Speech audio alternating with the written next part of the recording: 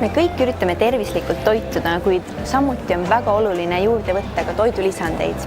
Inimesed peaksidki aru saama, et tõesti toidulisandid on siis toitainete kontsentreeritud vormiks.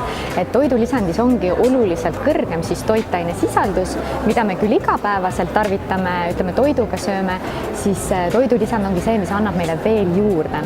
No, sügisesel ajal ongi see, et Eesti kliimas on teada-tuntud, et meil on päikest vähe, siis kindlasti üks kohustuslik toidulisand on D-vitamiin.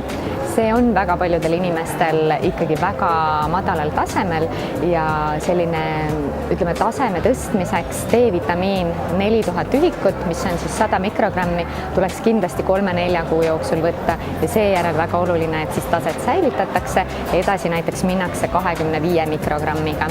Ja loomulikult ka lastel, väikestel lastel eriti D-vitamiini tarvitamine oluline, eakatel, rasedatel. Immuunsuse selliseks aktiveerimiseks ka väga hea just sellisel pimedal ajal tarvitada on C-vitamiin.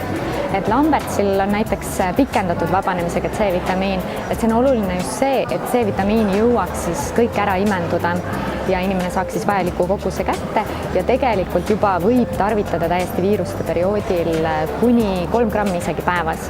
Tavaline säilitusannus, ütleme sellise igapäevase toimimiseks on täitsa 500 kuni 1000 milligrammi, 1 kuni 2 tabletti täiesti piisav.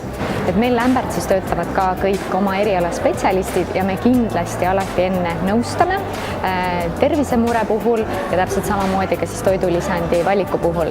Lambertsi toidulisanditel on olemas e-pood lambertseesti.ee, seal on meil väga-väga suur valik, üle 200 toidulisandi, väga hea valik on näiteks Euroapteekites, aga kõikides ka teistes apteekites.